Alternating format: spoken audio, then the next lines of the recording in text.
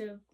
It's Jayme again from the Pink Stitchers. We are not having our normal FlossTube this week because I'm going to do the GoodNotes demo, and we have been prepping for Theresa Kogut's retreat coming up this coming Thursday. My mom and I went to Primitive Gatherings on yesterday. I was there on Friday knitting, and then we went there yesterday for the All Things Pumpkin retreat. Lisa Bonjean had a wool project and a quilting, like a mini quilt project.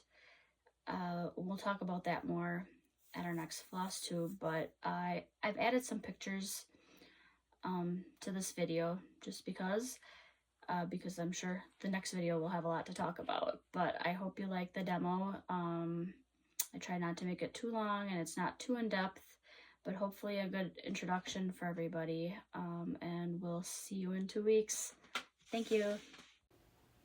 Hi everyone. This is the GoodNotes demo that I promised you all. GoodNotes is a application that you can use to store documents or create notebooks or planners. You could put pictures in there, all sorts of things. It's not specific to cross stitch, but a lot of us use it for that. And I thought I would do a demo. A lot of people sounded interested in it, so that we could, well, not we could, but for anybody new to it, just to learn a little bit more, if you've had problems with it or if you're intimidated by it. I just want to show how easy it can be. I'm not an expert.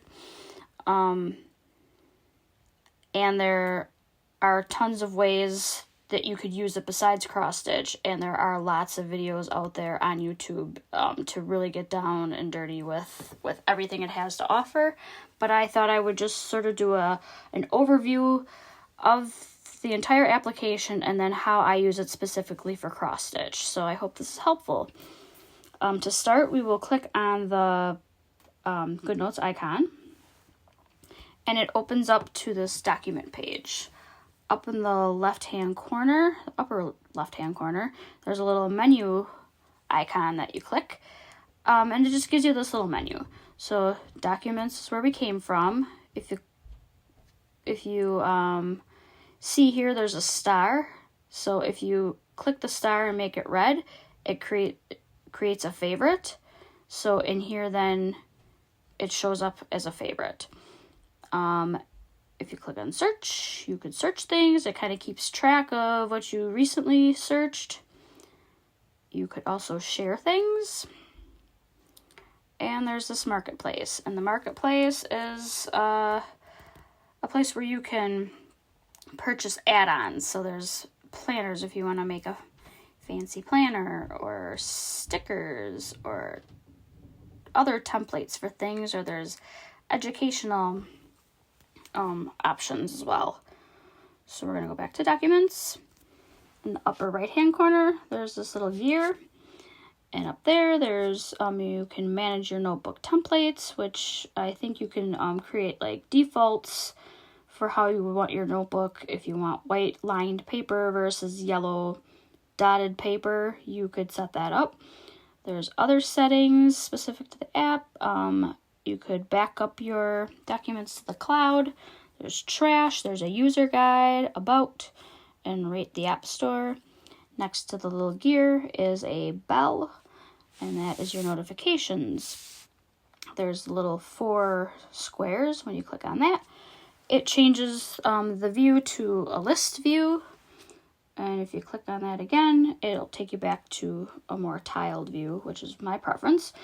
There's a circle with the check mark. When you click on that, it gives you just a little menu of options. So if I clicked on my folder, I could move it or trash it. There are other ways you can do that same thing, so I don't use that really ever, but it's there.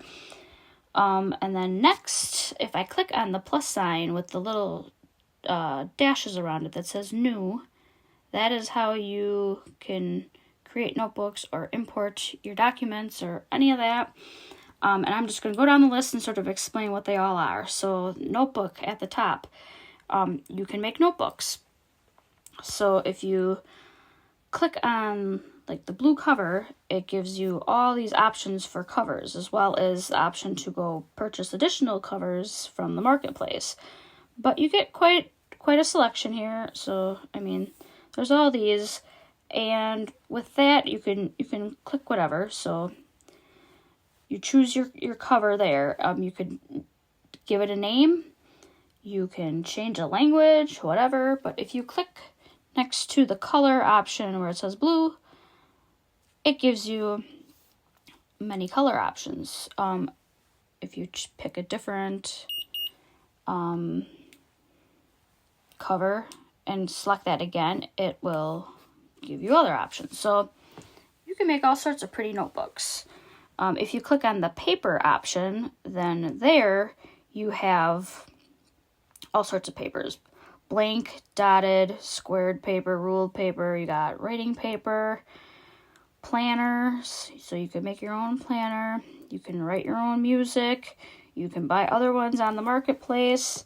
Also, if you click by the color thing, you can choose a different color paper. So that is what notebooks is, and you could do what you want with that. Clicking the plus sign again, there's Study Set. Study Set is essentially, I think, flashcards you can create. I have no need for that, thankfully, so I have nothing to say on that. With folder, you can create folders. What's nice about GoodNotes 6 is that they now allow you to change colors of your folders. In GoodNotes 5, you only get blue folders. I like colors, and this makes me happy. But we can name our folder Cross Stitch Demo, and I'll choose purple. And then we can also, which is new, add icons. And since this is cross stitch, we'll do the money symbol, right? And click done, and now we have a folder. You can also import images, so those images are anything that's like on your camera roll on your iPad or your phone. So you could make a folder or a notebook or something with photo collections, I guess. Or you could make collages or whatever with your pictures. And then there's scan documents. So the scan documents is what I use to get all my paper copies of my patterns into GoodNotes. And it's essentially like, because the next one on the list is take a picture. So it's basically like taking a picture using your iPad's camera, except that it makes a blue box that helps like determine where the document is and sort of squares it up, and it automatically snaps the picture once it focuses on that image. So you don't have to click anything and then you can easily like go through your pages. So I'm going to show that. Scan documents. Okay, so it will just snap it, right? And I'll do the next one. And then let's say I didn't like that one because it's blurry or something. If you click on that picture, it'll go back to it, and from there there are some options. You could crop it or whatever, but there's retake up in the upper right hand corner that would let you scan it again. And if you're happy with that, then you say done, and then you move on and do the last one. And then it's done. So now click save. It imports a document, and then there it is. So it's very easy. It can be frustrating sometimes. Because I'm picky, but if I'm in a room where the shadow is in the way, and I will retake the pictures like 100 times to try to get it perfect for me. But once they're in there, I just feel like it's a very, very easy way to go about it. And then once it's in there, I will a lot of times rename it or name it something. So you can click the little down caret next to where it says scan pages, and you could name it something else. So paper, I'll call it. And so now it's got that name. And if you click the back arrow, then you can see your document there. So you could move the document into your folder then, and by holding on it and dragging it. You can also click next to where it says paper, the little down caret gives you a little menu again where you can, again, change the name if you want, or you can duplicate it, or you can move it. So if I click on move and click cross stitch demo, move it, it then goes into that folder. And then after that, so we already talked about take picture or take a photo. Then there's import, and import is how you would get documents that are PDFs that you purchase on Etsy. And that, so you click on import, and wherever you saved your patterns in your files, you select that file and open. And this photo or this pattern is a free one. It's a Theresa Kogut. Everybody has been stitching it, at least a lot of the people that I watch on FlossTube. But I wanted to use this one so I could show you how, once I have it in GoodNotes, how I use it.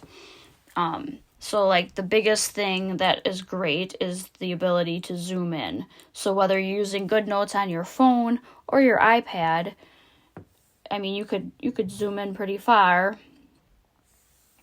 if you need to.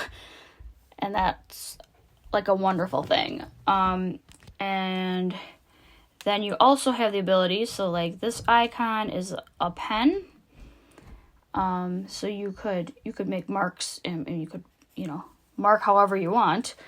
I've used it like in my praiseworthy courage, the praiseworthy stitches courage sampler. I am recharting a lot of the initials on there, so I will use the white and I will just color in whatever I'm taking out. And then when I re-chart it, oops. But you know what I mean? Like you can make whatever. And then you can also erase if you mess it up. Then there is the highlighter, which is like the best part too. So I highlight as I go. And there was also a suggestion by Margaret. Thank you, Margaret. She likes to sort of color code the icons then with a different highlighter color. So I think that's also a cool idea. So you can color code it that way. And then we could maybe do green for this one. Whatever. But that's basically it. That's what I do. And I just think it works really slick. It syncs up with my phone. Whatever progress I made goes over to, goes back and forth. So it doesn't matter which device I'm using. And the way I like to name and store all of my things, I try to stick to like the same naming convention. I will name it with the designer name, and then hyphen, and then whatever the chart name is. I made a folder for cross-stitch patterns, and then within that folder, I made folders for each designer, and then I put all the patterns in their folders. And then I created a folder called Completed 2023. So when I complete a pattern, I will go here, I will duplicate it, and I will take a duplicate and put it in that completed one and leave the one I was working on in the proper folder for that designer, so that I still have everything organized, but I sort of like having that other folder just to see what I've all accomplished in that year. I'm trying to think if there's anything else. I feel like that was pretty much it. You can still reach out if you have any other questions. Like, I guess I don't know what the limit is for how much you can save in there, and I feel like a lot of it gets saved to the cloud, so it probably just depends you know, how much room you have on your cloud. But I have a lot of charts saved on GoodNotes, and I haven't gotten any indication that it's filling up. So I don't know, I just think it's a really cool thing. I put all of my patterns on here, whether I have paper or not, because I just like to have one place for it all. I like to have the ability then, if I am out shopping and maybe wasn't planning, you know, I didn't make a list, I wasn't really planning to purchase or kit anything up or whatever, but if I felt like it, I can just open GoodNotes and look directly at the pattern and buy what I need. And I don't know. And again, I like technology and gadgets, and so this is just up my alley. But I hope it all makes sense and it gives you at least a start to play around. So thank you for putting up with my rambling, and we'll see you soon.